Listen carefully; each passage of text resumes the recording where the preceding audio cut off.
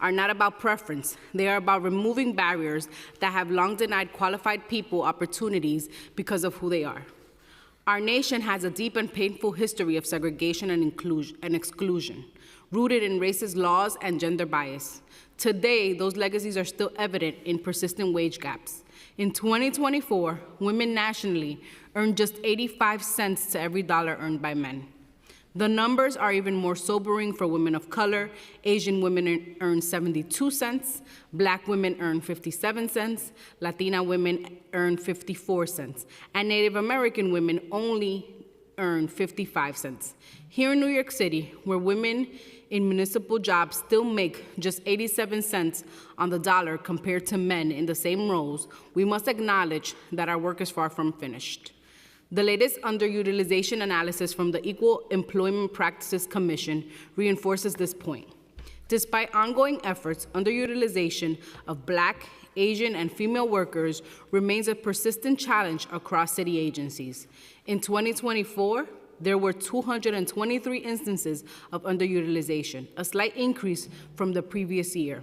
Black employees remain the most underutilized group, particularly in job titles like managers, detectives, and skilled trades, positions that offer higher than average salaries and long-term career growth. Women continue to face steep disparities in fields like law enforcement and the trades. Just as concerning are the high departure rates among Black employees and women workers who are leaving city service at rates disproportionate to their presence in the workforce.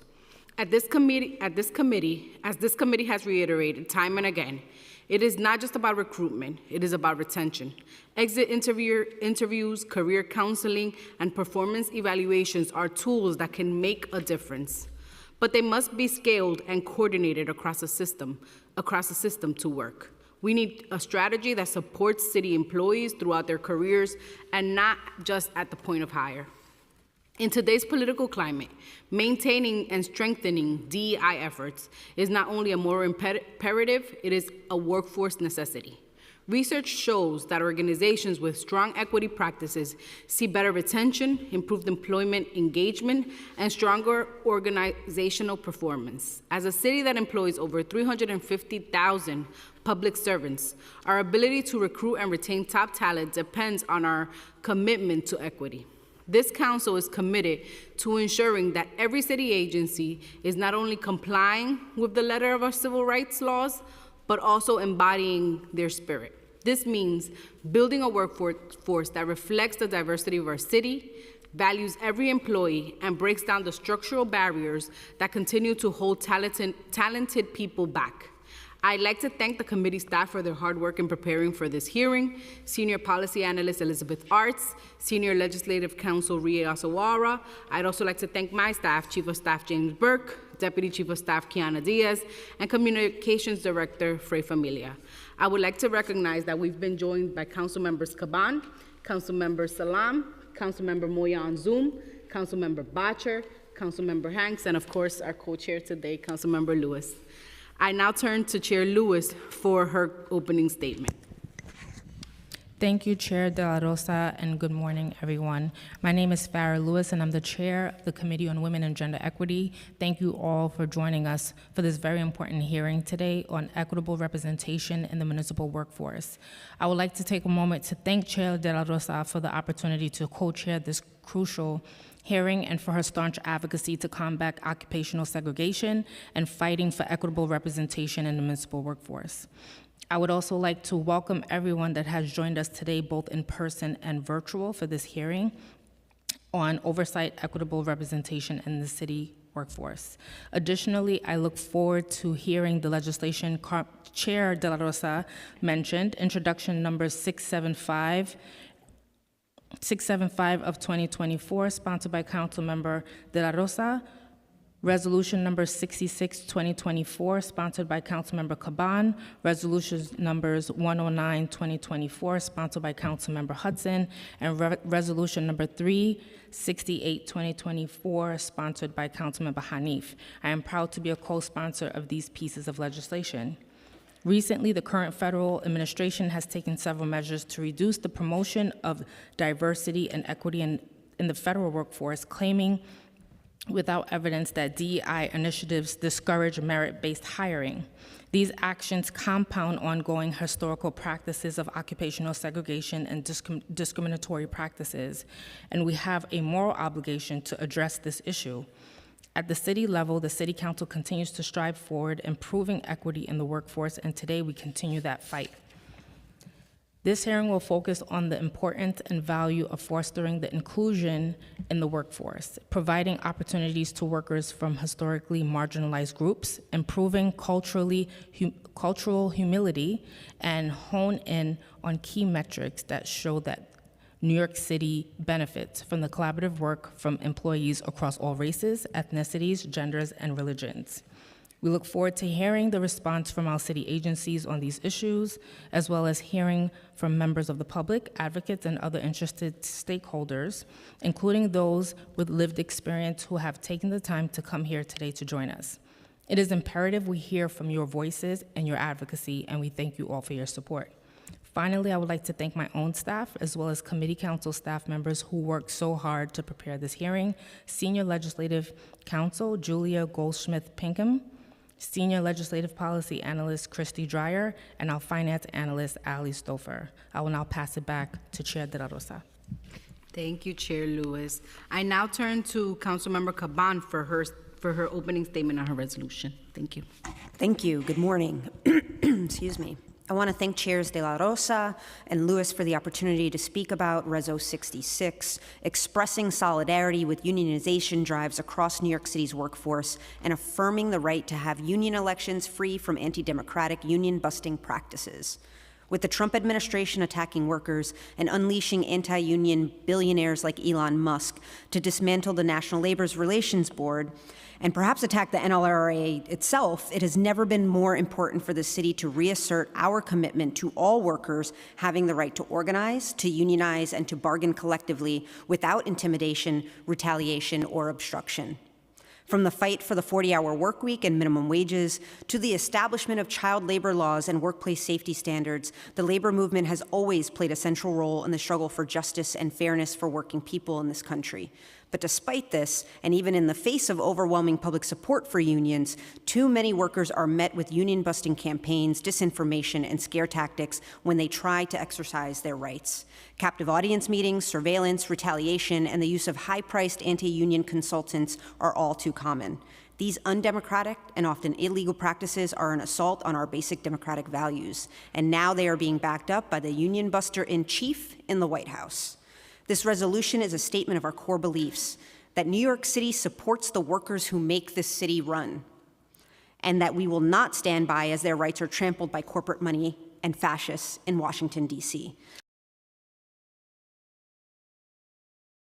Union family in Queens, I know how important these rights are to every New Yorker. I urge you to join me in supporting this resolution and showing our solidarity with our siblings in the labor movement. So thank you, chairs.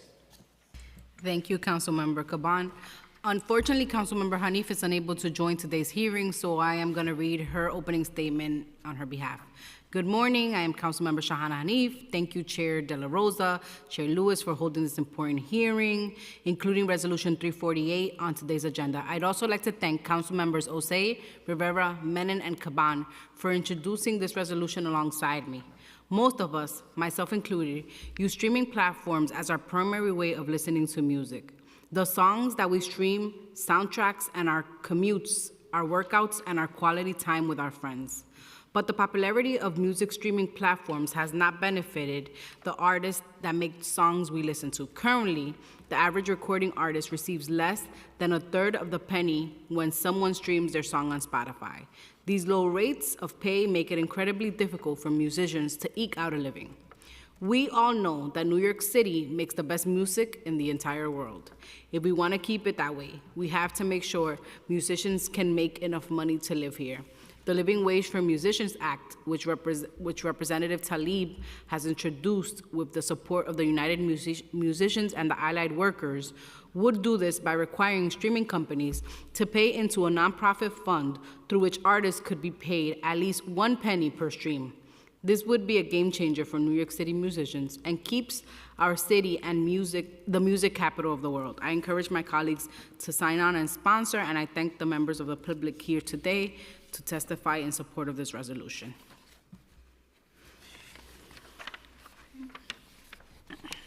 We will now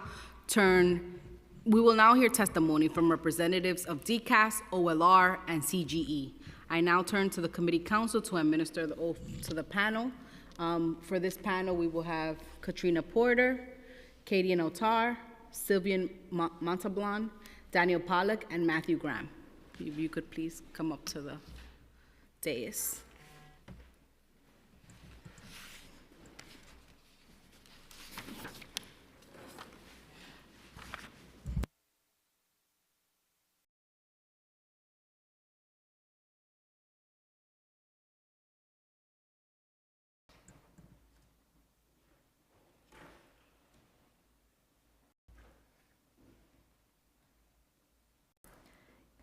We will now hear testimony from the administration. Before we begin, I will administer the affirmation. Panelists, please raise your right hand, and I will read the affirmation once and then call on each of you individually to respond. Do you affirm to tell the truth, the whole truth, and nothing but the truth before this committee, and to respond honestly to council member questions? I do. Yes. Yes. Yes. Yes. Thank you.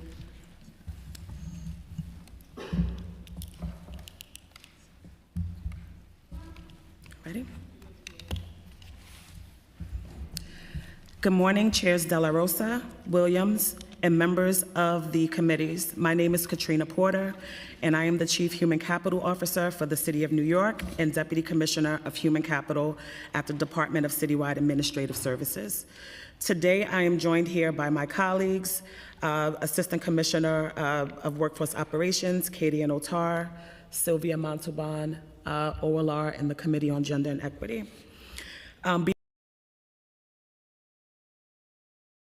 To reflect that DCAS has submitted a long form of the testimony, but will be reading a truncated version today.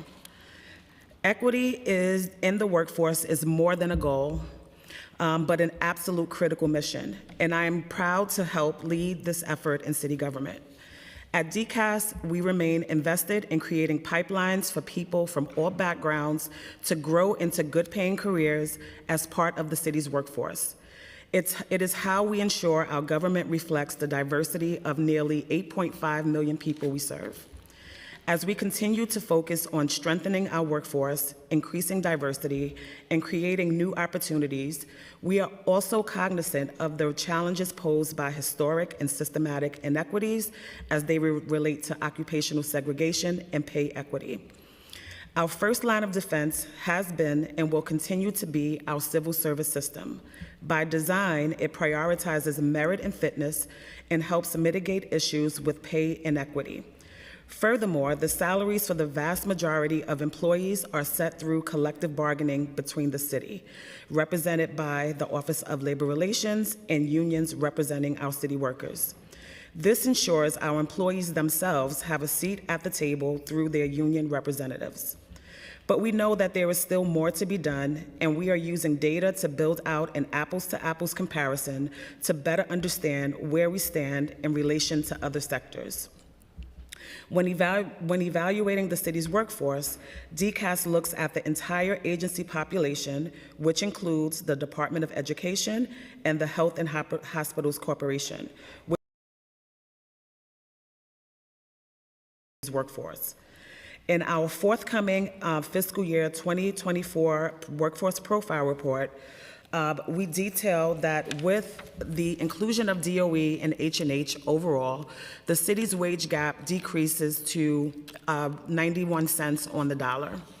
According to recent data from the Pew Research Center, nationally, women earn 85 cents for every dollar. And with that, the city of New York is outperforming national averages. Despite the progress in pay equity, occupational segregation continues to be a cause of income inequalities and has remained persistent and prevalent in the job market. Given the gravity of this issue, we continue to prioritize and analyze pay structures to help inform critical policies that can further address pay inequity. As mandated in Local Law 27, we are advancing our plan to work with a vendor to conduct a pay equity analysis across 60 titles. While the initial selection took longer than we expected, we have identified a vendor to support us in this work and are nearing the completion of the contract. We look forward to seeing the results of this analysis and sharing them with the Council and New Yorkers. Core to building equity is the development and steady flow of candidates through multiple recruitment pipelines. With this in mind, we continue to focus on creating opportunities and sharing resources for those interested in municipal employment through DCAS's Workforce Operations team. They carry out essential functions and bolster recruitment through engagement and education. The team provides targeted, data-driven solutions aimed at addressing recruitment challenges on behalf of the city. Within Workforce Operations, we house the Office of Citywide Recruitment and the Pathway Program.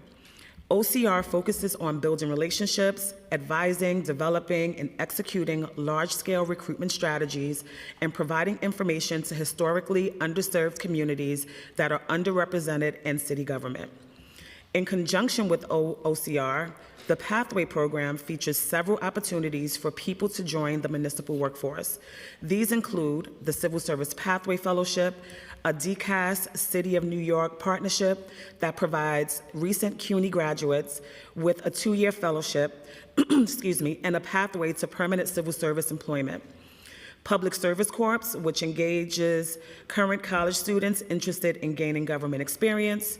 Urban Fellows, a competitive program that provides opportunities in all facets of city government, and our summer internship program, which is geared towards college students looking for temporary employment. We have also implemented new forward-thinking approaches to expand opportunities, including administering the first ever public safety bridge exam, city's minimum qualification requirements for civil service titles. To date, DCAS has completed the review of 90 civil service titles, and of these, 61 have been revised. These revisions impact 53,000 plus jobs and expand qualification requirements, which were previously restrictive and difficult for many applicants to meet. Our efforts aren't just limited to recruitment, as we recognize retention and professional development are equally as important. Other efforts undertaken by DCAS include the salary benchmarking tool, which provides agencies with minimum, mean, median, and maximum salary information at the agency and civil service title level, aggregated from employee-level data, and compares the salary information against other agencies of similar size, function, and citywide. NY CityLearn, our new learning and management system, launched last September, which increases access to training and professional development opportunities and resources. The New York City Management Academy equips mid-level managers and emerging leaders with grounding in fundamental management principles and best practices to meet the unique demands of managing in city government, and provides access to more senior level positions. This is just a small sampling of the city's efforts to increase retention and foster increased professional development opportunities, which supplement our additional work like career counseling, our training expos, expanding resources for agencies, and of course, partnering with our sister agencies to increase employee benefits. Regarding the proposed legislation, while we appreciate the Council's continued work to address the gender pay disparity, we respectfully do not support Intro 675, as it duplicates work already underway by the administration to address this matter. In close collaboration with the Commission on Gender Equity and through the Pay Equity Cabinet, we are actively analyzing pay equity across our diverse municipal workforce and implementing strategies to address disparities by gender and race. Additionally, the city is already developing a comprehensive true cost of living measure as required by the New York City Charter to reflect the real cost of living in New York City. In conclusion, we thank the Council for its ongoing commitment to increasing pay equity and improving the city's municipal workforce. At DCAS, we will continue to reimagine and fortify efforts to address inequities in pay in close partnership with our fellow agencies and the council. Thanks again, and at this time, we're happy to answer any questions. Any other testimony from the panel? Nope. Okay, thank you so much. I'll begin with some questions and then pass on to Chair Lewis. First of all, thank you all for taking the time. I really appreciate the continued partnership, especially with all of you here. We've been working hand in hand to try and make some improvements, and I think we have. So with that said, I wanted to ask questions for DCAS along the lines of trainings. Do you anticipate making any changes to your citywide agency training curriculum? In particular, do you intend to continue to offer the cultural awareness and inclusivity and the professional development coursework? So we are always looking at our training portfolio to make adjustments where feasible. But the training that you mentioned, that is what we call, it's a core training that we offer as a part of our diversity and inclusion portfolio. Mm-hmm. And I would like to turn it over to my colleague Sylvia to talk more about that. Okay. Thank you for the question. So we have a very robust curriculum on equity, inclusion, equal employment opportunity. Besides the mandated trainings under the various local laws, such as sexual harassment prevention, Executive Order 16's LGBTQ plus inclusion as well, and of course the Everybody Matters, which is the overview training on DEI that has extensive modules on DEI, equal employment opportunity, and the fact that we are going to be enhancing that particular training by July of this year in compliance with Local Law 14 of 2014 with an anti-racism module. We have many other trainings in our portfolio that include microaggressions, unconscious bias, intersectionality and EEO investigations. So we keep building on the curriculum that's offered citywide, both to all of the employees as well as EEO professionals, which are charged with ensuring that their workforce is knowledgeable about DEI as well as equal employment opportunity protections. In the preliminary 2025 Mayor's Management Report, we see that in FY24, the number of trainings completed by city employees in equity and inclusion far surpassed the targeted rate. However, we note that the number of trainings completed by city employees in equity and inclusion during the first 4 months of 2025's fiscal year is around half that number of trainings completed in the first 4 months of 2024 fiscal year. Does this rate give rise to any concern for you, and do you anticipate seeing similar rates of completed trainings in equity and inclusion by the time this fiscal year comes to a close? So we take very proactive measures to galvanize agencies to meet the mandatory compliance of 100%, especially with the trainings that are mandated by legislation. Mm-hmm. And we meet regularly. This is reinforced by the Citywide Equity and Inclusion meeting with its constituents, the EEO officers of every agency, and of course the Human Capital Division reinforcing many principles with the agency personnel officers. So what we do is we, for many years, have given strategies on how they can reach populations within decentralized workforce units that many agencies have, mm-hmm. to meet the challenges of training them, doing webcast types of trainings, doing instructor-led trainings, doing computer-based trainings, and allocating spaces for them.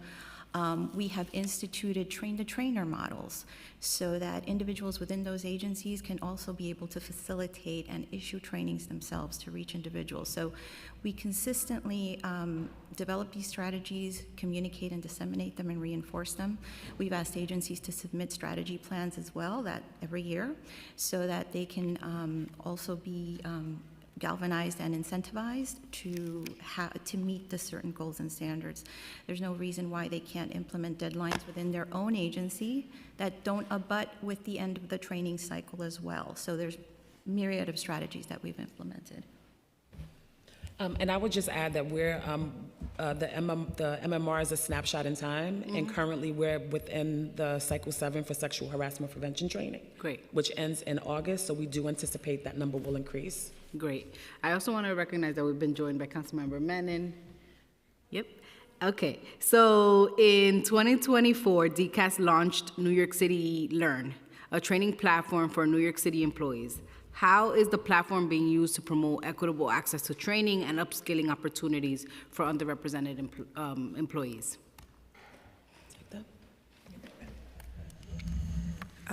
Thank you. We are very excited about the NY City Learn platform because what it does, it provides greater access to individuals with training. So right now, the city employees can just go on, nyc.gov/learn and see all of the different trainings that are available and register for them, depending on what their interests are. For the cultural awareness trainings, those are free, so that process is a little bit easier, and they're able to, immediately go into those trainings. And so we are consistently promoting all of the different trainings with not only our agency personnel officers or EEO officers, but our training liaisons and directly to the employees that we engage to make sure that they're aware of the access that they now have with the system. Great. According to data reported by Mayoral Executive Order 45 of 2019, which requires New York City agencies and offices to publicly report 5 metrics of the city's equity-related work, only 17% of agencies reported offering mentorship or training programs to support career advancement for underrepresented employees. What barriers prevent a wider adoption of this initiative, and how can agencies be incentivized to implement them? And the second part of that question is, what role does DCAS play in ensuring that agencies adopt these programs as a standard practice?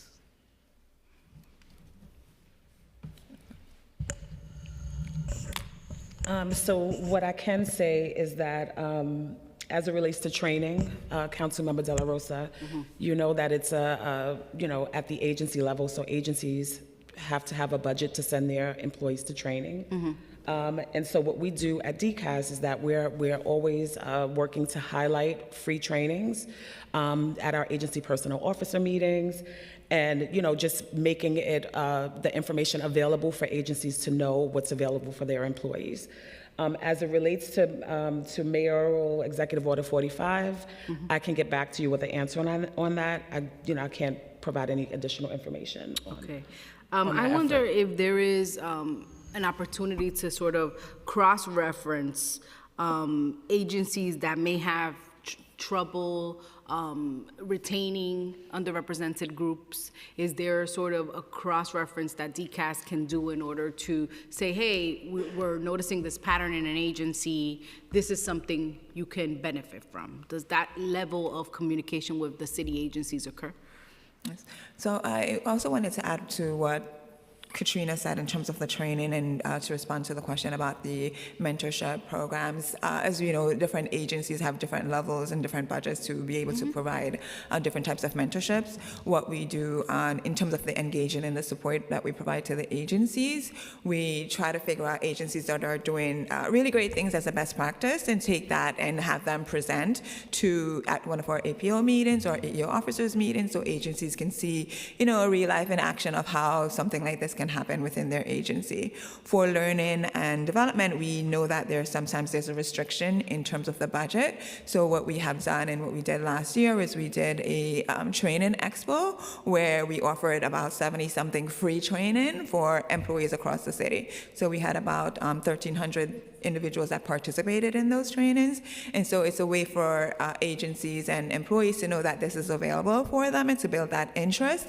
And we do and work with agencies who are able to have their own. They may take an emotional intelligence training and want to give it directly to their agency. So we see a lot of that happening right now. So maybe they don't have a formal mentorship program, but they do take other initiatives to make sure that their folks get trained. Okay. What measures are in place to track whether professional development programs are leading to actual career advancement for employees, particularly in these historically underrepresented groups? I'll say one of the things that we're looking at right now is the different legislation that's asking us to do the surveys. Right now we are working on the exit surveys. We have some results from that. We also have our career counseling programs. That's going to help us to get some feedback on, action items that folks are taking after being taking the exams, and so, taking the training. And so we're looking at different ways that we can track that information. Unfortunately, sometimes that's at the agency level, so we don't necessarily have a citywide view on what actions they're taking with that. On exit interviews, as you know, Local Law 13 of 2019 requires the EEPC to report on underutilization of minority groups in the city workforce. The report found increased departures in the city's workforce by Black and women employees at rates equal or greater than their representation in the workforce. For example, Black employees made up 32% of the workforce in 2023, but accounted for 39% of separations in 2024. Does DCAS exit interviews capture why information being used to inform?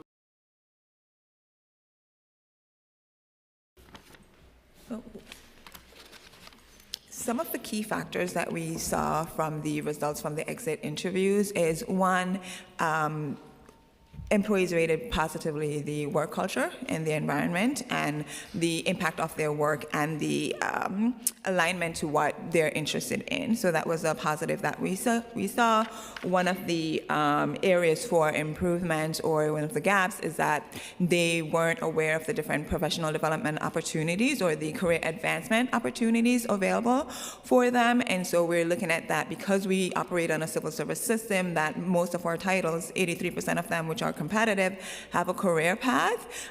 It's more so providing them with the knowledge that's needed so they understand that, hey, if you're sitting in a competitive title, then there's a path that's already laid out for you, and here's some of the steps that you can take. And so we do employee-specific Civil Service 101 information sessions where we walk employees through that process, where they can find more information about particular titles that they're in, where they can find more information about training and additional resources that are available for them. So a lot of the information that we saw, it was more so a lack of information, and we hope with the career counseling that the agencies will be doing, that will have an impact on the population that is staying versus those that are leaving. I appreciate your response, and I appreciate that you all are taking the thorough steps to try and figure this out. But my question is more as to what are some of the patterns that we're seeing in terms of why Black employees are leaving city service? Is it wage related? Is it lack of opportunity to promote up? Is it the competition from the private sector? Like, what are you all seeing a pattern that is concerning that maybe can inform some of our policy decisions or changes on the legislative side? So the data that we're looking at, it's reflective of the entire workforce, and it really doesn't focus on, Black women or any particular group in general. But I believe our partners in CEI, you guys have the annual report. Would you be able to speak to, any support we provide them there? So what we do is, of course, we provide tools to the agencies to make assessments, and for example, there are certain local laws that agencies have had to comply with. For example, Local Law 27, in which we've actually included a template for agencies to actually assess the data in their annual plans. Under that local law, they have to actually include information on compensation and efforts to address issues of occupational segregation and pay disparity. So they have to actually take a look at their titles, their workforce numbers, the number of promotions that are happening, the number of terminations, et cetera. So it's, again, they have to do a holistic review of their particular circumstances, but we actually reinforce how they utilize these sort of templates and pieces of categories and information so they can fill that out. So we can't really speak for what's going on in terms of each particular agency, but there is Local Law 28 as well, and these agencies have to also report on their inclusive recruitment activities, things that actually engage employees, possibly contribute to retention efforts. The training programs that are related to appointing individuals to specific positions as well, the amount of funding that they attribute to recruitment, things of that nature. So those are all things that agencies are expected to use as tools and compliance in order to assess where these individual trends are coming from. I understand that. It is alarming, though, that Black employees make up 32% of the workforce, and in 2023 accounted for 39% of the separations, right? Like that is alarming to this council. It's alarming to us as a city, especially because we've seen, and this committee has certainly delved into some of the vacancy rates that we have in agencies. We know that there are a lot of agencies where there are a lot of positions, and so while I understand that this work is done on an agency level, in my view, I see DCAS as kind of like the clearinghouse of holding that data in order for us to figure out what is going wrong, and why are we seeing these patterns. So I know there's more to come on that. I won't harp on it. I wanted to ask you, you testified that, hold on, let me find my number, that DCAS has completed the review of 90 civil service titles, and there have been 61 that have been revised. Can you give us a little more on those revisions and what those revisions entail? So it's really more of an expansion, taking a look at the minimum qualifications for specific titles and taking into consideration life experience as a equalizer to qualify for the title. So I'll give you an example. Staff analyst is a title that's used broadly across city government. And before we expanded the MQRs, you needed a bachelor's degree to qualify, strictly a bachelor's degree. With the minimum qualification project, what we did was we expanded the minimum qualifications to include a high school diploma plus X number of years of experience to qualify for the title. And so that's pretty much the lens at through which we looked at our title structure in collaboration with labor, in collaboration with our agency partners. We were able to make a tremendous strides. So staff analyst is just one of those 61 titles that we expanded the minimum quals. Great. Good to hear. I'm going to ask two more questions, and I'm going to pass it to Chair Lewis, and then we'll come back. There's a lot of questions here, but I wanted to ask about inclusivity. In regards to inclusivity for individuals who speak English as a second language, and I often talk about this at hearings, or for those who have limited proficiency in English, what types of guidance for disseminated in non-English language? Are those materials available only in the 10 languages mandated by local law authority, or can translated materials be accessed upon the request in any language? So I'm going to turn it over to Katie in a minute just to talk about our recruitment practices, but I wanted to give you an update on an effort that DCAS is undertaking. We are working to have our notice of examinations translated into 190 languages, and it's really thanks to your, ideas and your advice around inclusivity in the workforce. So we're excited about this effort. We're hopeful to have everything up and running by June of this year.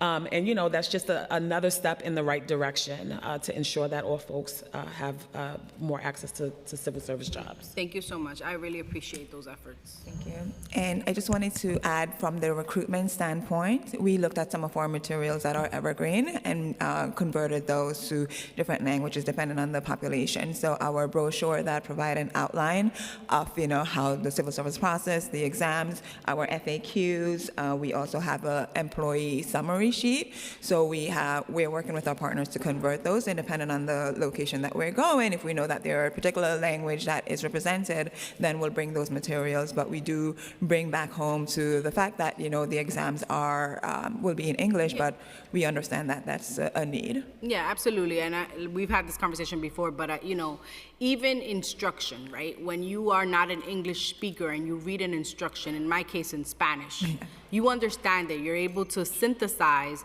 what they're asking you to do or what the instruction is, what the guide is, even if you're able to test take in English, right? So in school, I test take in English. I spoke Spanish at home. it wasn't until I got it that I was like, oh, wait a minute, this is how you test taking English. I could learn how to take a test. You can learn those things, but to synthesize the information that you're trying to learn, that you have to capture sort of what is required of you in order to take that test, you know, in your own language, you're able to do that better. And so I've seen people, for example, study for exams and have the material in Spanish or in another language and then respond in English. It's just the way our brains work, right? You hear it in the language that you're used to, you understand it, and then you're able to process it and it comes out in English. So it's helpful, and I'm glad to see that our conversations have led to this change. I think it's gonna be helpful just for people to understand what is, take that extra step to actually learn and take the test in English. So thank you for doing that. I'm gonna pass it to Chair Lewis, and then I'll come back. Thank you, Chair. Good morning again. I'm going to talk a little bit about career advancement. The EEPC underutilized analysis of the 2024 workforce found that Black workers were the most underutilized in managerial job groups, and women were underrepresented in these fields, like law enforcement, skilled trades. These positions generally offer above average city salaries, making their underrepresentation particularly concerning. What targeted strategies are in place to address occupational segregation? So the most important tool that we have in our toolkit right now is to get the contract for the pay equity analysis underway.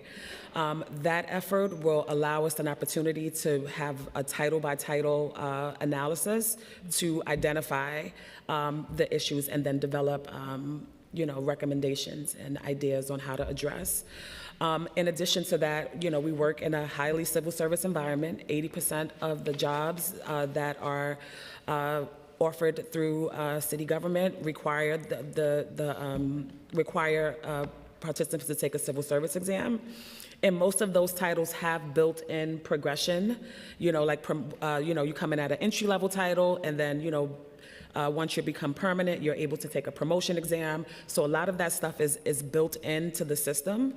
So I think that once we get the pay equity analysis underway, we can come up with, you know, thoughts and ideas on how to address some of the underutilization at the title level.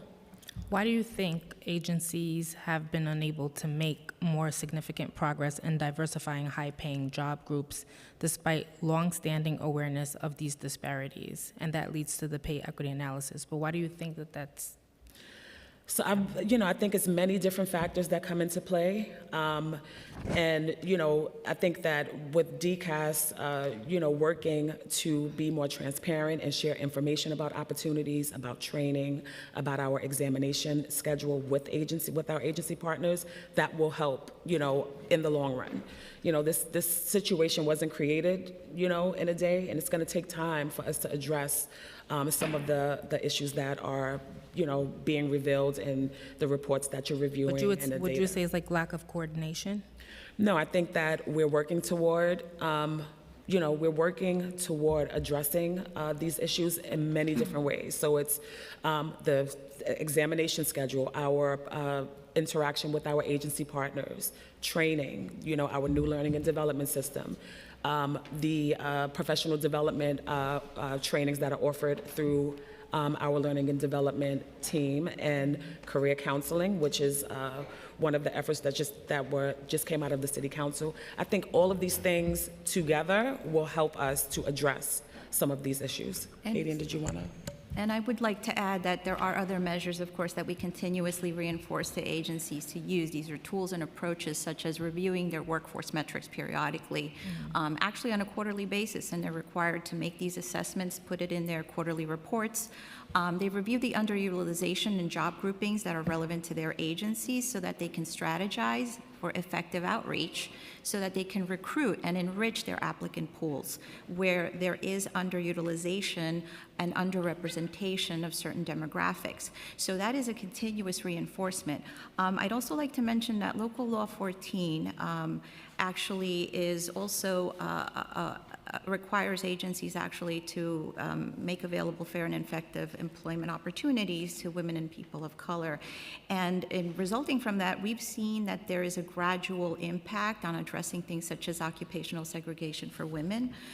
So for example, I'd just like to mention that there are certain categories of titles where there has been an increment in the hiring of women. For FY23, for example, in the last report, it increased from 28% to 33% in protective service work.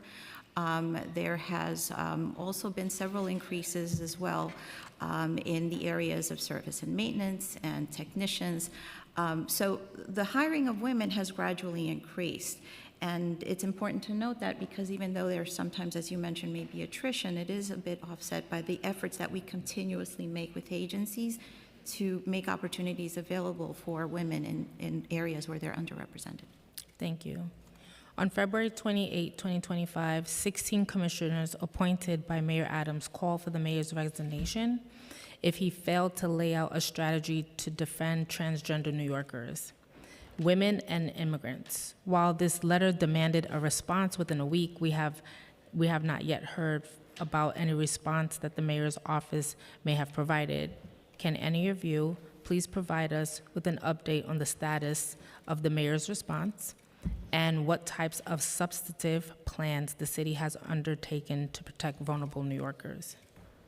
So I can speak generally to the importance of protecting individuals based on their gender identity, gender expression, and their transgender status. Most recently, I'd like to point out that we did actually put out a set of guidelines for agencies on respecting and supporting individuals based on their gender identity, expression, and transgender individuals in the workplace. So I encourage everybody to take a look at that guide. We're very proud of that. I also just want to, as an opportunity to reinforce that even though DEI, there are restrictions in the federal government under those executive orders, we've made clear to the EEO officers, which must disseminate this information to their agencies, that those prohibitions don't change our general objective to advance equity, diversity, and inclusion in the workplace. Specifically, nothing changes about the prohibitions against discrimination and harassment for all under the protected status that we see in the EEO policy and the city human rights law and the New York State human rights law. It does not change our compliance with trainings mandated by local law and the city charter. It does not change recruitment outreach to make opportunities widely known to all qualified individuals. And it does not change applying those same qualification standards for selection, which is grounded in relevant skills and competencies that match our business needs. There's always going to be objective practices. There's our non-biased job descriptions, consistent questions, structured interviewing practices. It does not change our inclusive initiatives for equal access to opportunities, for success and opportunities for performance development, and skills development, and also gender identity protections, as I mentioned. There is a right to use the restroom that is consistent with your gender identity, and that is still protected even under the Mayor Executive Order 16. And it doesn't change our ability to collect voluntary self-identification demographic data for purposes of Local Law 14 or Executive Order or the EEO4 reports that we are still expected to produce. So I just want to say that the city's efforts to protect all individuals and our DEI practices continue. Thank you. And just staying on DEI practices and protections, are you able to provide any updates on the Marshall Plan for Moms Task Force and the recommendations that will be put forth on how to best support working mothers and caregivers in New York City?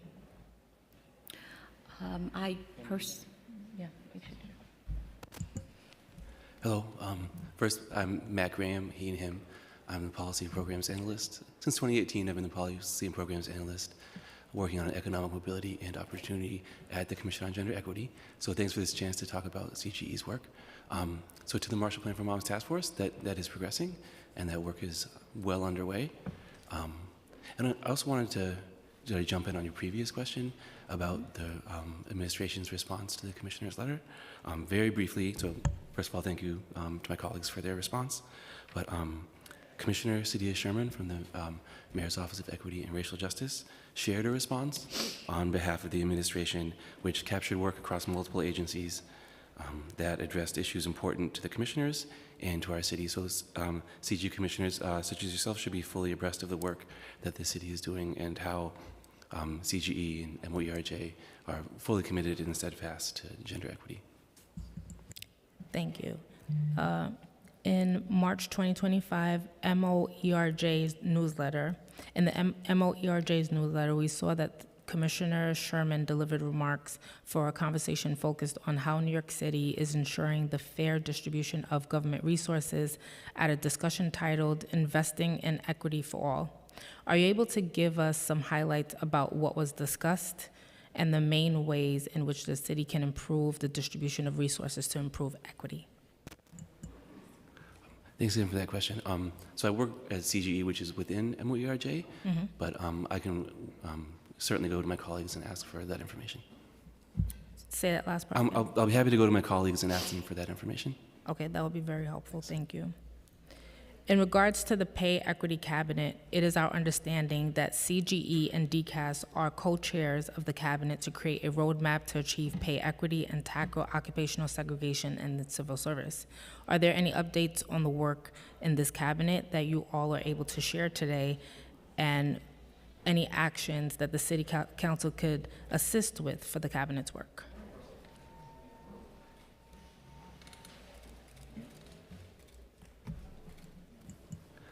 Thanks for that question. Yes, I would just echo what my colleagues at DCAS have said, that we're laser focused on this pay equity job title analysis, and that is certainly progressing. Thank you.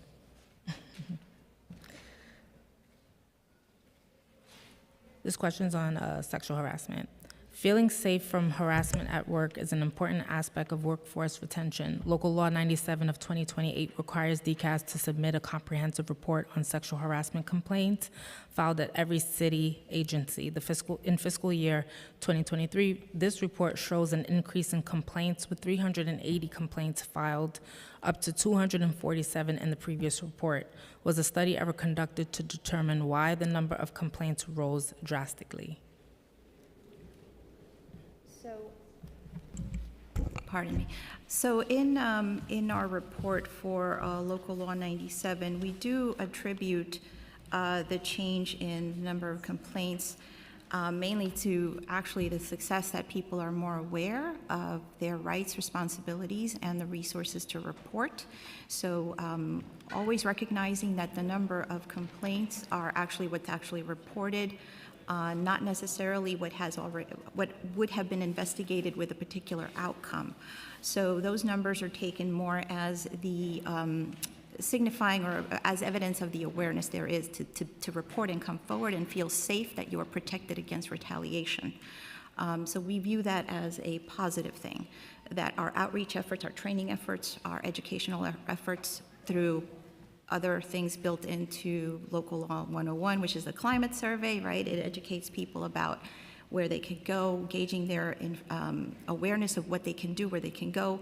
The fact that we put out materials in the EEO policy, EEO handbook, that we have a plethora of information available on our website. We encourage agencies to post this information, post the transparency of the investigative process for EEO complaints. That's one graphic. Every agency has been told for years to post that. And so we think that if there is an increase in the number of reported complaints, it is a positive thing, because that way they can be addressed. Executive Order 14151, ending radical and wasteful government DEI programs and preferencing, which directs the elimination of DEI personnel, practices, and celebrations across federal agencies. This has resulted in sweeping rollbacks of protections and programs meant to advance equity in the public workforce. Has the federal ban on DEI policies and related personnel created any measurable impact on recruitment efforts or exam outcomes within the city workforce? So I do want to emphasize before we pass it to human capital that, as I mentioned before, It should not. We have made clear to all of the personnel officials and the EEO officials to reinforce to their agencies and reassure them that our practices to do broad outreach, to enrich our applicant pools, make people aware of our opportunities, because we do have an obligation to engage in fair, effective employment practices. Nothing changes, as I said, and the protections against discrimination and harassment in the city under the protected categories that exist in our jurisdiction still exist.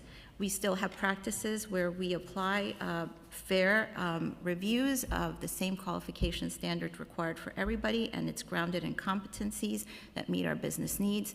So we don't expect that anything should be changing. Where, if at all, there are agencies that may be working with programs that may have federal funding, they have been advised to consult with the law department. But I'll turn it over to Human Capital if you have anything else.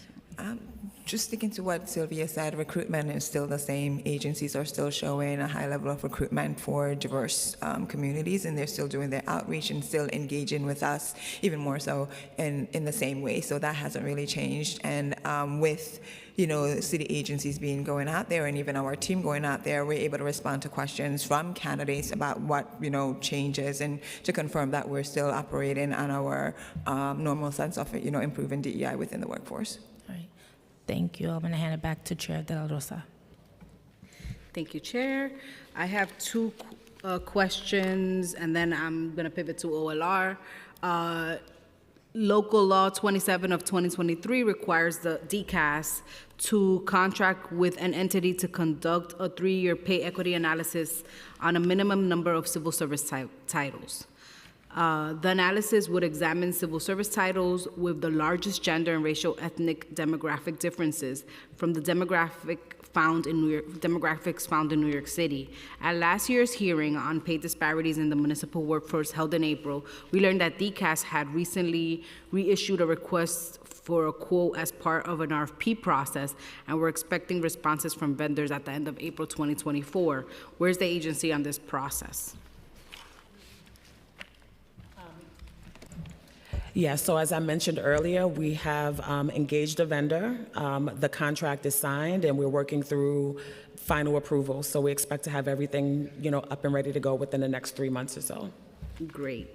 And one of my favorite topics, the Public Service Corps program.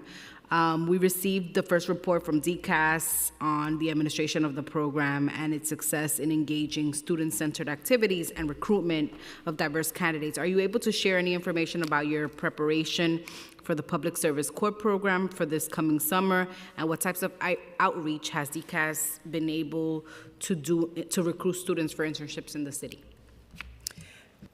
My favorite topic as well. Yeah, so we continue to do outreach. One of the great things about the workforce operations team is that we're able to combine the recruitment teams with all of the internships and fellowships teams. So every instance that we go out into the public, we're speaking about all of our programs, including the Public Service Corps program. We're also planning another hiring event. It's an opportunity to get agencies and students in the same place and hopefully make quick hiring decisions. And we're also targeting and rebuilding relationships with our CUNY work-study coordinators to make sure that we are engaging not just the schools that we typically work with, but having a broader scale. And we are reaching out to, schools in Staten Island and other areas where we don't typically engage. So we're definitely, and also looking at internally on how the program is and how we can expand it to reach more agencies and more students. Thank you so much for those efforts. I did have one more question. Hold on. Let me find it. Okay. And I guess this is for across the board, but does DCAS or MOERJ ever work with the Office for Persons with Disabilities to ensure that the city's workforce is inclusive of employees with disabilities? What are those conversations or collaborations like?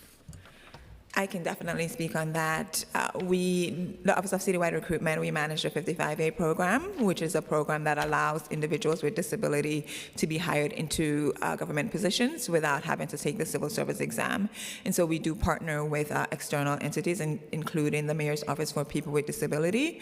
We actually just did a meeting with all of our 55A coordinator, providing them with an overview, again, of the 55A program, reintroducing them to MOPD's NYC at Work team, and also engage in Access VR, which is one of the state agencies that confirms a person has a disability and can do the job. And we are actually working now and working with different agencies. Just tomorrow, we have a meeting with an agency to speak to their hiring managers about the program and the initiatives that we're doing and that they can take on to move it forward. And so we're doing this in conjunction with the Mayor's Office for People with Disabilities. Great, thank you so much. All right. Oh, Councilmember Feliz, we've been joined by Councilmember Feliz.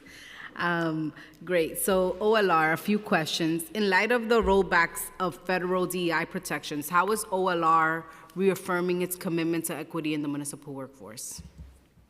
Thank you for the question, Council Member. So, as my colleagues from DCAS mentioned, DCAS obviously remains committed to diversity, equity, and inclusion, and that obviously, as a city agency, we participate in all the DCAS, the DCAS-directed programs and trainings, et cetera. We also continue to work with our union partners. Obviously, our city unions are very committed to that goal. We continue to work with them on any issues that arise, and continue to work with them in the spirit of promoting that goal. Great. When OLR enters into collective bargaining negotiations, to what extent are equitable representation and workforce diversity considerations incorporated? Specifically, do any contract provisions support equitable hiring, advancement, or retention of women or minority employees? So I would say it depends on the unit, obviously. We always, first and foremost, we listen to the union representing the workers about what they may need and what they're looking for. Mm-hmm. If issues come up, especially related to recruitment and retention, we try to work with those unions to kind of deal with those issues. A few examples: in the District Council 37 agreement, we established with them for the first time an annual contribution to a child care fund, which obviously, just the nature of it, would benefit often women. In addition, we have focused a lot on some groups which tend to have more women than men, including 911 operators, the police communication technicians. OLR has been engaged for about a decade, I would say, very closely working with that union, with DC 37 and the police department to try to kind of enhance recruitment and retention. We've worked with them on a pilot program for compressed tours, 12-hour tours, which allows fewer appearances, and given kind of the location where they work, can really benefit the workers by having fewer commutes to work. We meet frequently with them about that pilot. We also have established a bonus program for 911 operators, which started last year and will continue into the future. How does that program work, by any chance? So there's an attendance threshold where, as long as you meet a certain attendance threshold over a 6-month period, you are eligible for the bonus for that period. And that was collectively bargained, right? Yes. The bonus. Okay, more to come on 911 operators. This is not the topic, but you know that I am very, very concerned, and a lot of us on the council have been very concerned about the forced overtime and other issues that have been raised by the union. But that's for another topic, but we will continue those conversations. And we certainly share those concerns, Council Member. We know it's a vital job. We know it's a very challenging job, and that's why we've been so committed. We have many staff who have been working on this for a long time, and obviously we'd like to see more improvement, but we will keep working at it. Great. How is OLR engaging municipal unions in conversations about diversity and inclusion, and what role can labor play in creating a more inclusive workplace? So I would say generally, we defer to our colleagues at DCAS on for their programs on diversity, equity, and inclusion. We don't necessarily affirmatively reach out to unions on those issues unless there's a program that DCAS is starting up with where communication with labor would be kind of beneficial. But certainly if any union came to us wanting to work on those things, we are always open to it, and we would work with our DCAS colleagues on it. And what metrics or benchmarks does OLR use to evaluate whether agencies can make meaningful progress on equity or retention? Are there any? That's not a role OLR really plays. Again, I would defer to my colleagues at DCAS who monitor that information. Okay. So putting it back to DCAS, are there any benchmarks to evaluate when agencies are making meaningful progress on equity?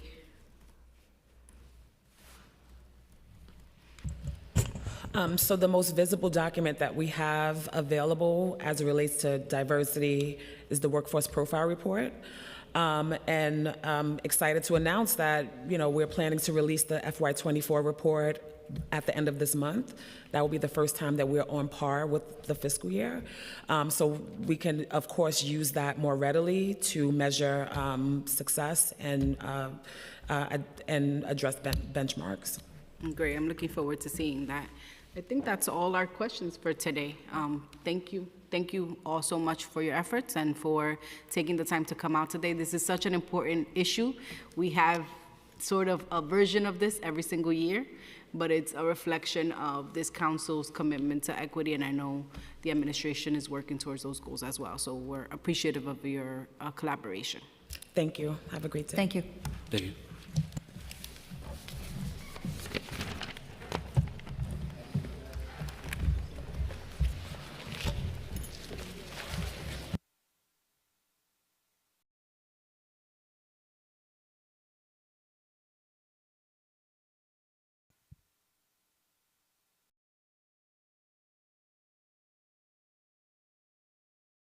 All right.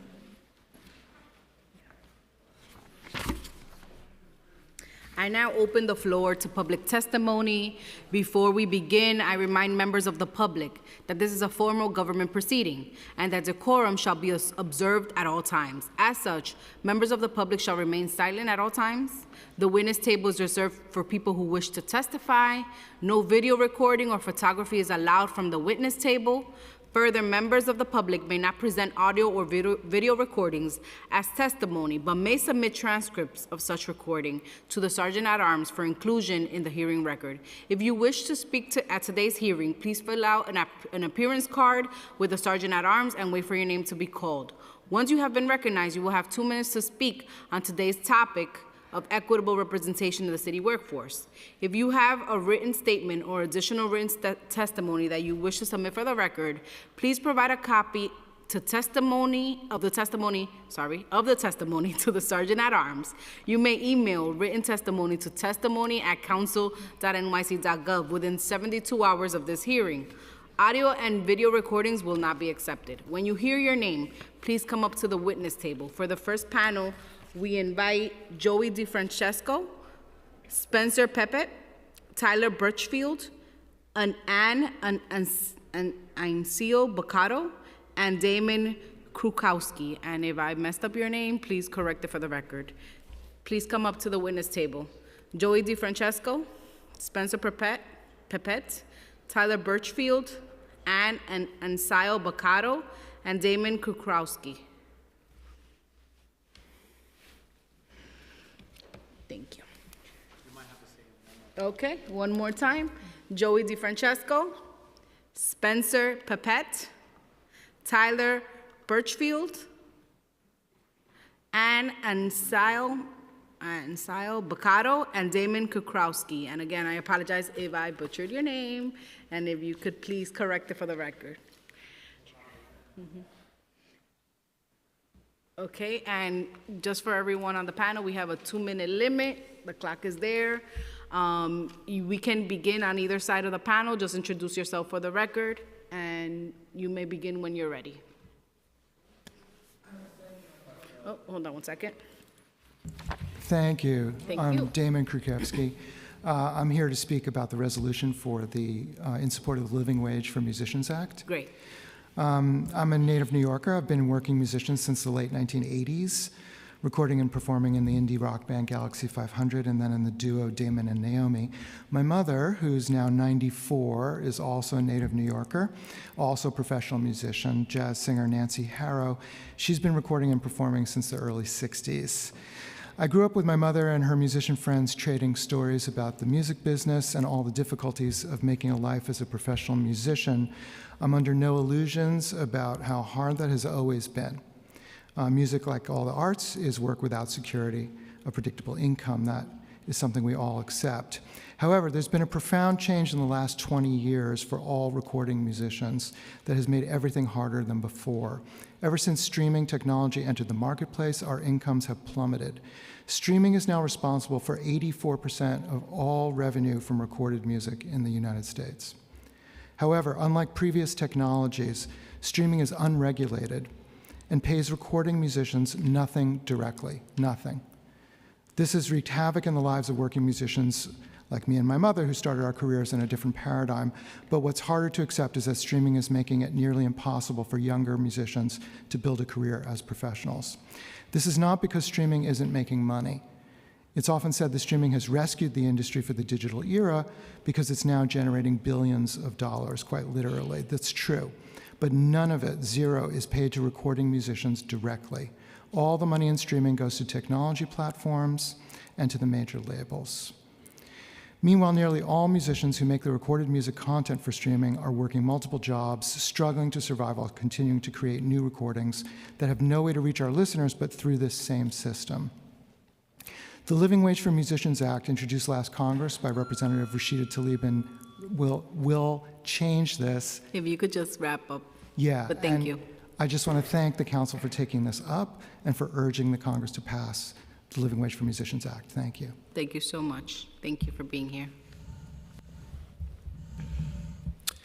Hi, my name's Joey DeFrancesco. I'm a longtime musician. I'm a resident of Astoria here in New York, and I'm an organizer with United Musicians and Allied Workers, or UMA. We're a national advocacy group pushing for rights for all music workers. We mobilize hundreds of thousands of musicians all over the country, including tens of thousands here in New York City.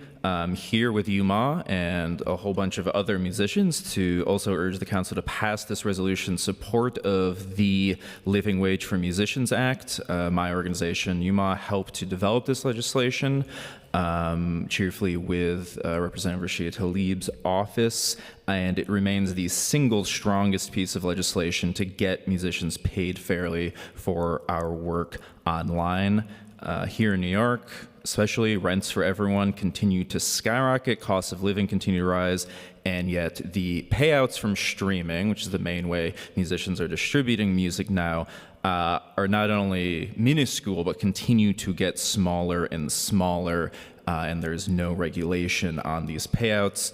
All while the corporate CEOs, tech CEOs who run these companies and the big labels are seeing soaring profits. Musicians create the value for these companies and we deserve to be fairly paid. The Living Wage for Musicians Act is unique in that it bypasses the middle people, and who drain the music industry and instead the bill sends royalties directly to artists. This would make a huge difference for artists' ability to continue living and working in New York City. Tens of thousands of musicians have signed on to our petitions urging Congress to pass this act. And just this week, we launched a new petition just for New York City musicians, urging the council to also pass this resolution. Over 600 New York City musicians have also signed on to this, and I'm going to provide this to councilors following this hearing. Thank you. Thank you so much. Hello, my name is Tyler Birchfield. I am a resident of Bushwick in Brooklyn, New York, and I am in the jurisdiction of the council member Sandy Nurse. I want to say thank you, even though she's not here, to Council Member Hanif for sponsoring this bill, and to everyone else who is co-sponsoring the bill and is in support of it. I want to thank the previous two speakers for going over a lot of great points, and something that is not always touched on when we talk about the issue of streaming technology platforms and pay issues is just how much the overhead is for independent musicians like myself and the others here to create musical content and create their albums, or even create the live performances, which is yet another area where it's a struggle and where exploitation is real. as an example, to put out an album, it can cost thousands of dollars in the studio. It can cost hundreds or maybe thousands of dollars to do photography, to do album art. The cost of equipment, as a saxophonist, a decent professional saxophone costs about at least $3,500 now. I expect those costs to go up with inflation and tariffs and other things like that. And I think that that's just another angle that would be nice for people to consider if they're not part of the industry is the overhead costs. And the CEO of Spotify, Daniel Ek, has made it clear that he doesn't understand kind of just how difficult and time-consuming and costly it is to put out albums when you listen to his statements about. Anyway, thank you everyone for your time. Thank you for being here. Hi, my name is Spencer Peppett. I am a musician living in New York. I'm in Ridgewood, Queens. I also am an organizer with UMA, and I play in a band that tours and releases music. I think musicians are getting hit on all sides. We are facing predatory label deals, low show pay, and one of the main ways that we begin to make being a musician a feasible profession in the current age is through the Living Wage for Musicians Act, because it's the first step towards creating, a feasible way for this profession to stay a profession. Right now, musicians are getting priced out of New York. We are struggling to make ends meet. If we want New York to stay one of the music capitals of the world and of the country, of course, I think that we need to acknowledge that people are getting priced out, and the only way that we fix that is through higher payments from streaming, and it's a good first step to then address the rest of the music industry as well. That's all. Thank you. Hi, my name is Anne Ainsley Bocato. I am a jazz musician and folk musician living in Brooklyn. And I just wanted to speak personally about the impact of what he was saying about overhead costs. Like, we spend so much money to put the albums out. It is money that I have had to work outside of the music industry to then funnel money into my musical career. And when I first released an album with my group in 2017, I did not put it on Spotify because I already knew that their business model is stealing. And I put it on Apple Music, which at the time had the model where they sold your album online for $10, and we made 9 out of those $10. And I received checks from Apple until they looked over at the other guys and said, why don't we just do that? And now I make nothing. And I'm still trying to recoup the costs of the album that I have put out in 2017. So I have had to look outside of music for income in order to make a living, be able to remain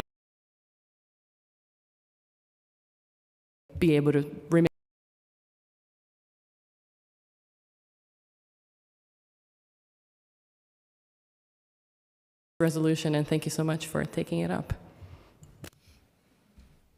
Well, first we want to thank Representative Tlaib for taking the leadership role in Congress, and here in the council we thank Councilmember Hanif.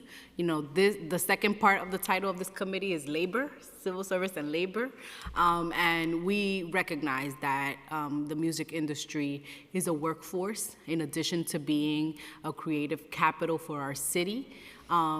Everything that you all have expressed here is something that this committee understands and knows, and it is part of the issues that we see with how unaffordable our city is becoming for working class New Yorkers. But the difference here is that we need y'all to stay, because without the creative capital of the city, it's not New York City. And so, you know, I personally support this legislation, and we look forward to, as a council, being able to pass it. Obviously, that's, you know, a symbolic gesture of support for the federal level, but the work doesn't stop here, and we're grateful for each of you coming and sharing your vulnerabilities. It's not easy to share personal struggle, and so we're grateful for you all for coming. Thank you. Thank you. All right, we have a second panel.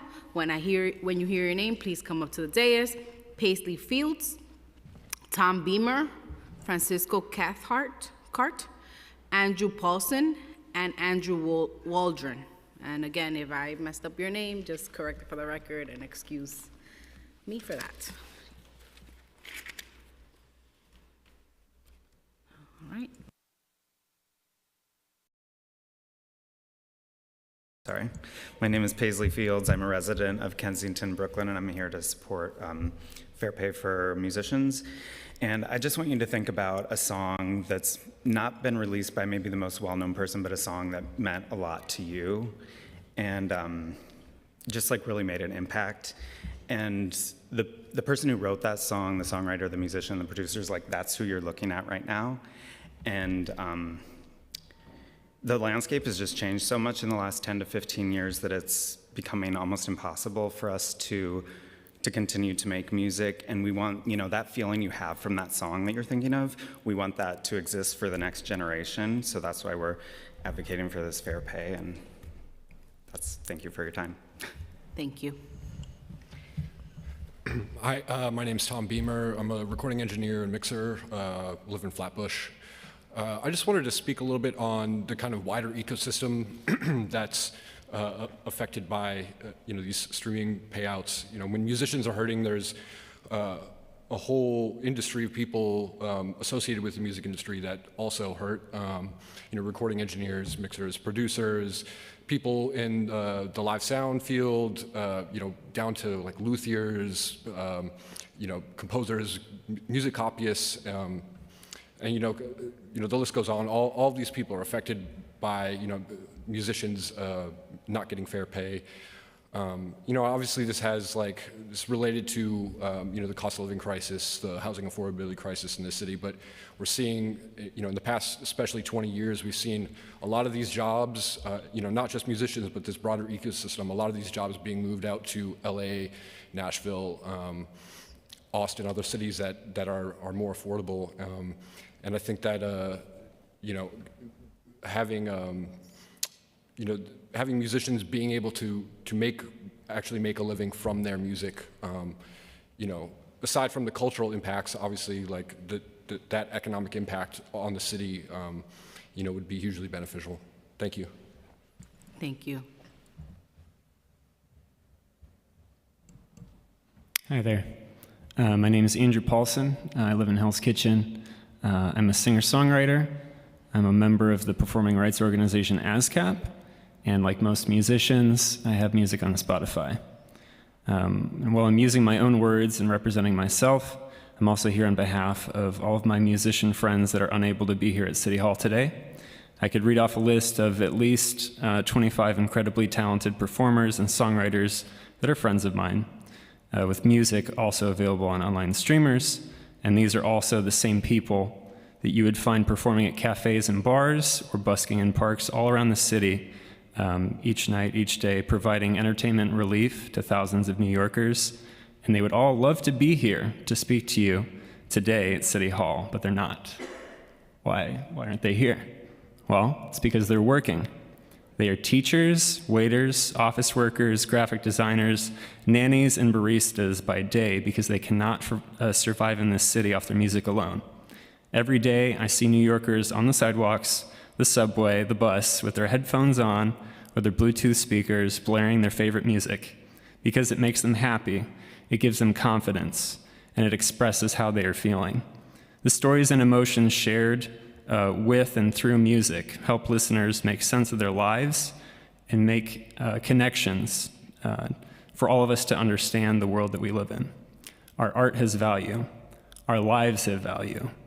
It's time that Spotify recognizes that. Thank you. Check. Used to it now.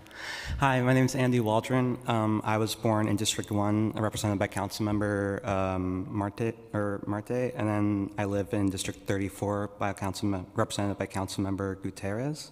I'm here to speak about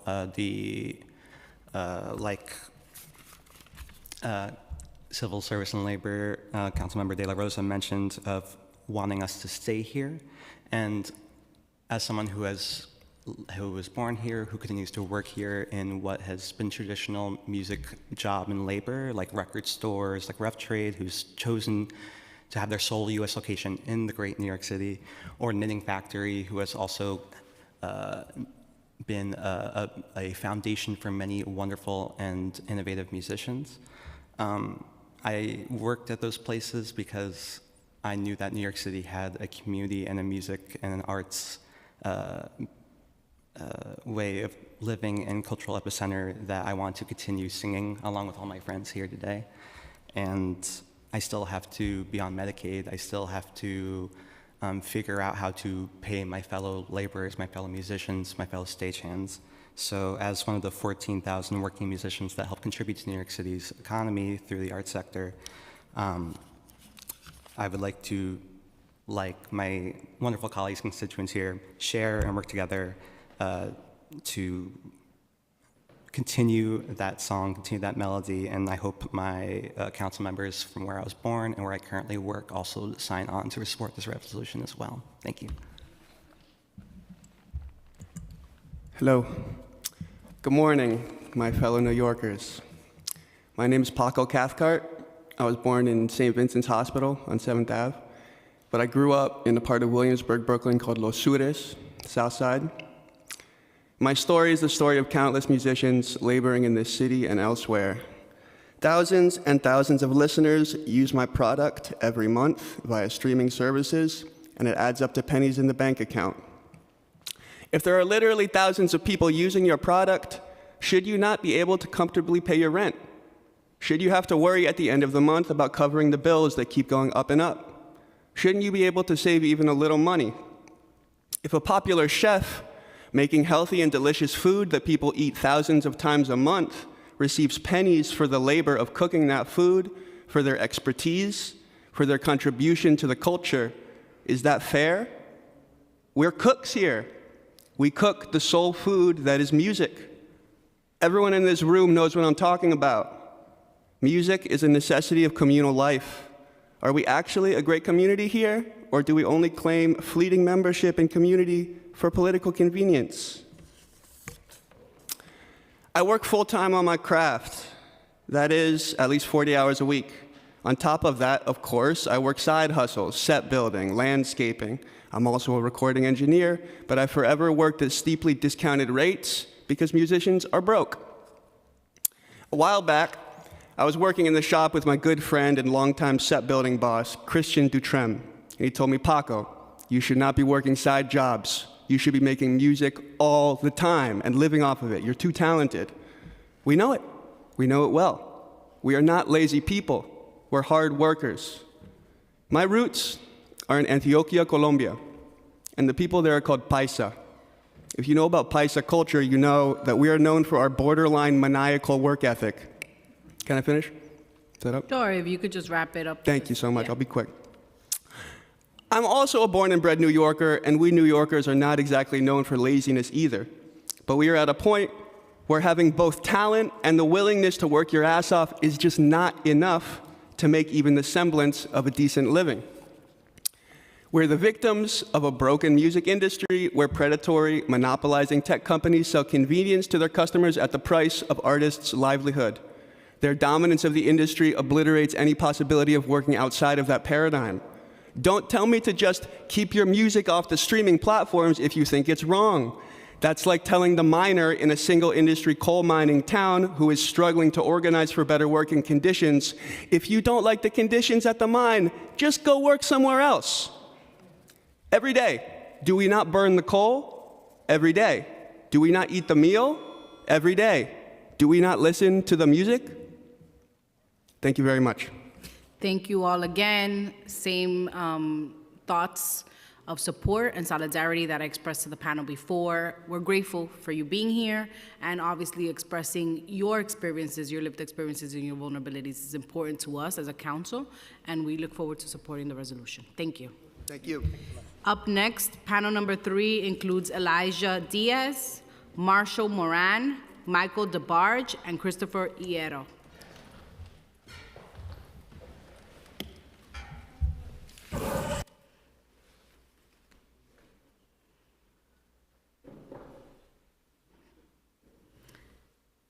Thank you. Good morning, Council. My name is Elijah Diaz, and today I'm here as a representative for the Voices of District 45 in Brooklyn. I've surveyed a lot of members of my community, especially around the Newkirk Plaza area, and I've generated a couple of questions, but since I'm time constrained today, I'll just get into the gist of it.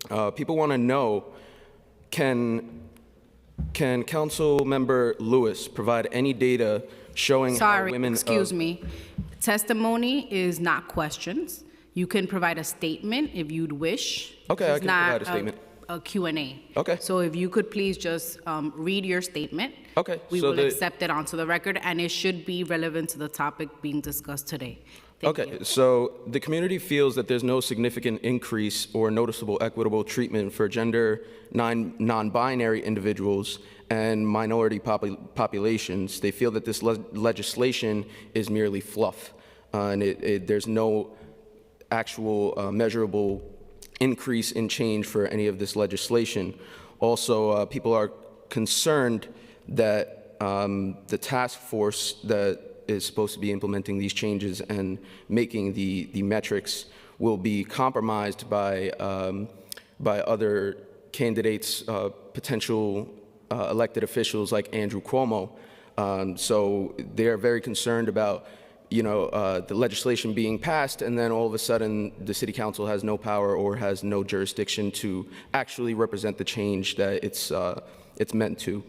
And the people want to hear of a town hall meeting. A lot of people from my district, I don't think, frankly, anybody from my district even knew about this meeting, and so there's no representation, there's no knowledge of any of this happening. So the people want to hear a town hall from the council member or council members, relating to these topics.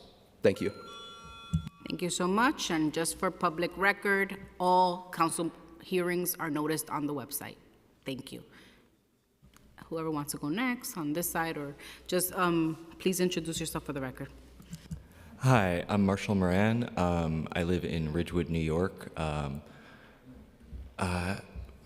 Lived in New York most of my life now.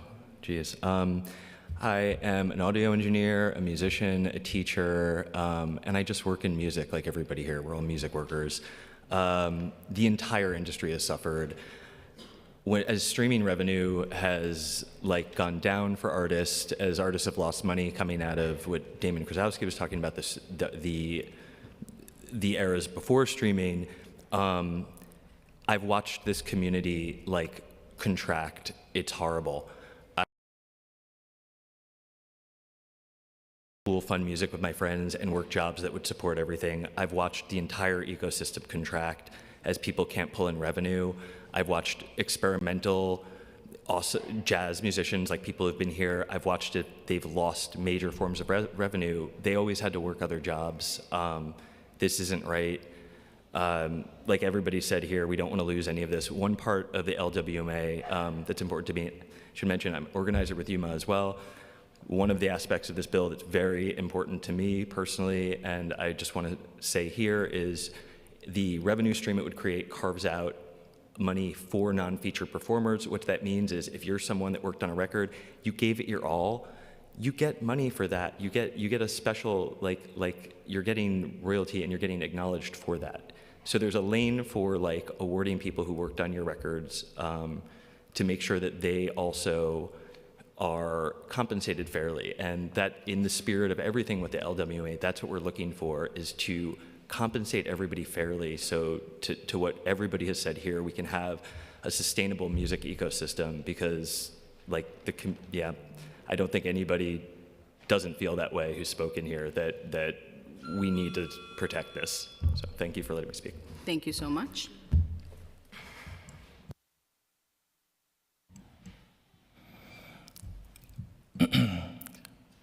My name is Michael DeBarge. I'm from Ozone Park, Queens, and I'm the owner of Midtown Radio and Records. It's a firm that handles artist management, music publishing, estates, and radio promotion. I'm here in support of the Fair Wage for Musicians Act. These people moved to New York City to live their dream. This is the culture hub where musicians come to thrive. Over the last 25 years, as a writer, producer, radio promoter, I've been very blessed to have many of my records go platinum. But the artists that I know and that I meet and that I interact with, they're all struggling. Basically, they're broke. A couple years after the streaming started, I opened a studio. I had it for 10 years. It was on 39th and 8th, and I never charged a single artist for a session. I would go in there for 16 hours a day on the weekends, and let anybody who wanted to come record whatever they wanted, free of charge. They would own their masters. And I did this because I knew they couldn't afford it, and I knew that the way that things were going, it was not in their favor. So fast forward to 2025, not even I afford to keep going doing what we're doing. I've even had to diversify the way that I earned through bookings and other matters. I even had to just move on from helping independent artists, and it's terrible. I still try to do it where I can, but I'm watching them struggle all the time. I know I'm coming from the other side of the fence, but I know how important this is to all the other artists that really need it. I really want the council and everyone to understand that these are not just musicians that are doing something they're passionate about. These are the people that write the soundtracks to your lives. And it should be appreciated, and it's not. The most disgusting part of it is that the streaming companies have made more money, and they now control 70% of the market. And they continue to pay less and less and less every year. At one point, the streaming companies paid about 9.1 cents per stream. Some companies, like Xbox Live, paid up to 3 cents per stream. And now it's just wrap it up. a fraction of that.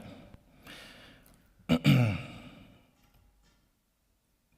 Spotify is the worst culprit of it all. I yield my time. Thank you so much. Thank you. Hello, my name is Christopher Hierro. I'd like to speak to the entire council, but I'd like to speak especially to Ms. De La Rosa as a fellow Dominican.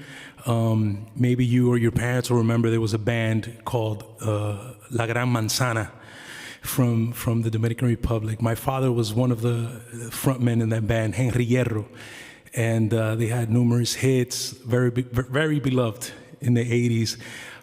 Well, I grew up in a home where my father helped raise all five of us, three kids, him and my mom, solely off of music. And I remember days when my father used to get royalty checks and be able to pay the bills, buy us food with royalty checks. I remember when my father used to be working all the time. My father used to be playing gigs all over the city. And it was normal for me. It was like I used to go to school. My other friends, their parents did other things. My father was a musician, and that's how we made a living. I followed in his footsteps. I'm also a songwriter, producer, singer. I'm one of the lucky ones. I get to go on tour as a musician with a very big artists from Latin America. But not all musicians have that luck, and they're not that fortunate. They're being told on one side that, yes, we've evened the playing field. Now everyone can release their music and be out there just like the big artists. But simultaneously, our royalties have been dwindling. The money that we're making is less and less. It's really ridiculous. It's one of the only industries where we put in all this work and we're expected to just shut up and take whatever we're dealt, take the promotion, whatever it is, the exposure, whatever that accounts for. And it just makes no sense. I think we need this bill. We need to be paid a fair wage. Thank you. Thank you so much. And again, thank you to this panel for your meaningful words and for being here today. We really appreciate it. Thank you all. Okay. Oh. I didn't get an opportunity to address the last couple of panels, but I just wanted to thank everyone here from the Musicians Union and those that are here just in general to support the bill. I'm one of the co-sponsors of the bill, but I do want to say that while your art is very important and we need it each and every day for different and myriad of reasons, it is very important that you all are here today and you remain consistent in adding pressure. It's very important on all levels, both within the council and on the other side of the aisle. It is very important that you're here today. We are in full support. I know some of the funding that I give to folks by Newkirk Plaza, to some of those musicians, they utilize that money as an added measure for wherever they have a deficit. So I just want to thank you all for being here today. My brother's a musician, so I understand the struggle, and just want to tell you, let today not be the only day that you're here advocating for this bill, but for the additional resources that you need. So thank you. Thank you, Chair. And now I want to call our last in-person panel before we move to Zoom. Yvonne Jennings, Sharon Brown, and Raul Rivera.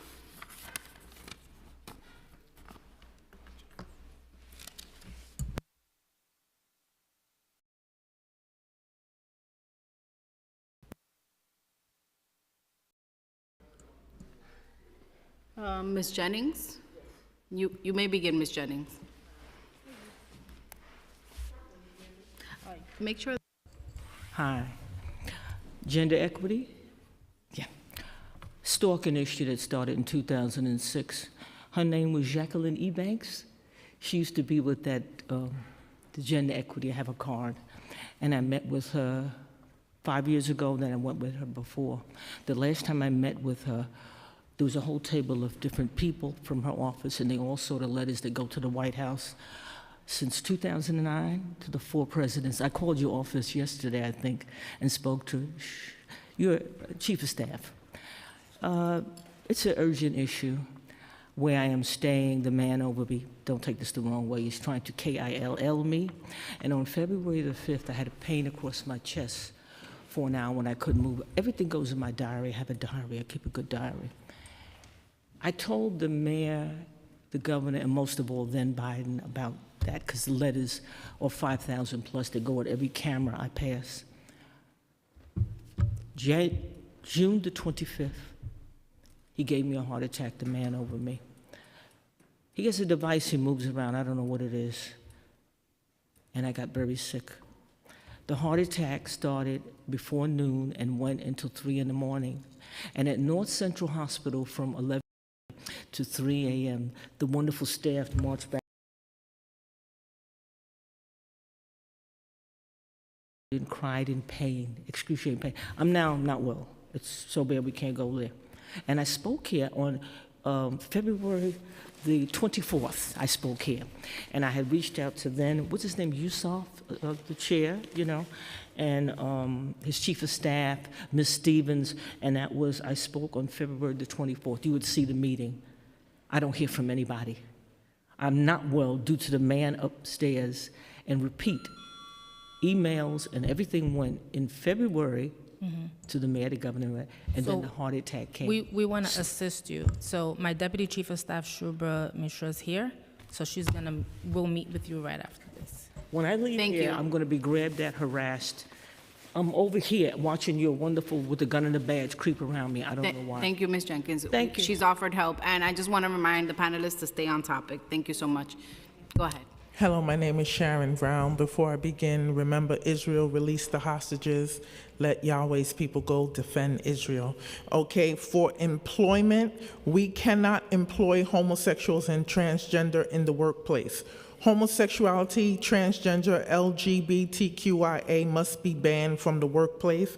I ask that the City Council and Mayor acknowledge we are a Judeo-Christian nation and homosexuality must be barred and removed. I am currently suing Spotify, Google, and a couple of other companies concerning my music. It is a terrible situation for the musicians. A lot of the situations, there are bigger artists out there, and instead of you getting your streamings, other people are getting streamings. There's a whole lot of criminal activity that is going on with Spotify. If you look on the search engine to look at your music, you'll notice that Spotify and Google are removing some of your searches. So if I have a song called Heterosexuality or something like that, Google and Spotify together remove it so that people are not clicking to be able to go to your music. Some people that were looking for my music, they said they tried to click on it, they were not able to access the music. So some of these streaming platforms are doing it intentionally, and they are still collecting the monies for whoever, however, whatever they're doing with the monies, but you're getting clicks. People aren't able to listen to your music. So there's a lot of different shady things that are going on, and I am currently in federal court with a bunch of the different companies. Some of the songs and things they don't want to put out there. Just one last sentence. Please wrap up. Some of the songs they don't want to put out there, but then like a week or two later, someone else comes out with a song similar to your topic. So there's something going on there. Thank you so much. Thank you for your testimony. Can I go? Give me the green light?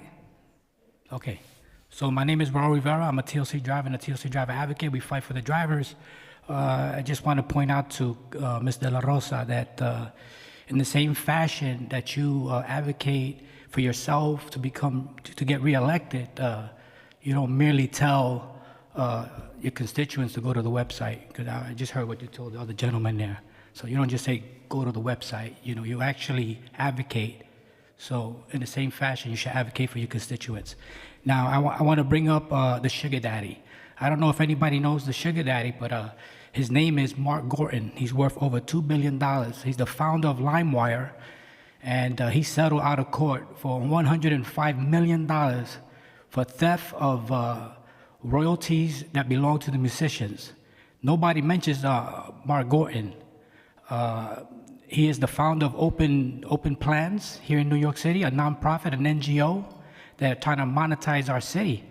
And Mr. Gorton gives a lot of money to the council members. I don't know if you guys receive money from him, but this guy is filthy rich. He's up on the Upper West Side, and he's helping transportation alternatives. He's helping Open Plans. He's the current founder and chair to Open Plans, and he's funding all these NGOs to monetize our city. So I think that's something that needs to be said here. If you guys are receiving money from Mark Gorton, I think you should consider giving that money back. I think your constituents should know about it. I think New York should know about it. This guy is nothing. He's just a thief. That's all he is, trying to masquerade as some kind of advocate in the city. He's no advocate. He's actually from New Jersey. He's a disgusting individual, and a lot of people here in the city council support him. I think the council should know about that. If he gave you money, you should give it back. Thank you. Thank you all who came here to share your thoughts and experiences today. If anyone in chamber wishes to speak but has not yet had the opportunity to do so, raise your hand and fill out an appearance card with the sergeant at arms in the back. Seeing no hands in the chamber, we will now shift to Zoom testimony. Yeah, hello. My name is Christopher Leon Johnson. I'm here to support Resolution 066. While at the same time, I think the City Council needs to come together and put our speaker, Adriana Deal Adams, on as to be removed from Speaker of the City Council because she's completely discriminated against a Jewish elected official named Lynn Shulman and an African American elected official. Please stay on topic. Because you guys are city workers. Remember, you guys work for the city just like we do. Remember this. At the same time, y'all need to remove that speaker, that lady as a Speaker of City Council. But at the same time, Resolution 66, the members of these unions have to understand that, look, there's a lot of election rigging, there's a lot of retaliation that goes on with these unions, especially with the incumbent slates of these unions. They love to weaponize their position and their resources to oppress members of the unions that are against them. I am totally for union organizations of many of these of the job sites, but I'm really against like Unite Here 100 because they want to unionize in places where they shouldn't be unionized. But at the same time, with these current unions like 32BJ, HTC, and DC 37, you members have to understand that the unions, the incumbent union slates, they have big advantages when it comes to putting their members over. So I support Resolution 66, but at the same time, the city council needs to come together because they're all city workers, just like and defend and support two of the women Lynn Shulman and Sabine Brooks Powers to keep their spots on the advisory board for the budget. That's I understand they supporting the other guy. I can't say his name on this platform because I know they'll cut me off, but that's wrong. We have the right to support who we want to support. You should not be retaliated against because you're supporting someone like that the speaker doesn't approve of. Like I said, if this could happen to these women, Sabina and Lynn Shulman, this could happen to anybody in the city council. Your time has expired. Thank you. Okay, we're making final call for Zoom registrants who have not yet spoken. There seems to be no one else on the Zoom. If you're currently on Zoom and wish to speak but have not yet had the opportunity to do so, please use the raise hand function and our staff will unmute you. Seeing no hands, I would like to note that everyone can submit written testimony to testimony@council.nyc.gov within 72 hours of this hearing. We thank the administration and the public for attending this hearing to share your thoughts on the oversight topic and attached legislation. We look forward to following up on these issues. With that, this hearing is now adjourned.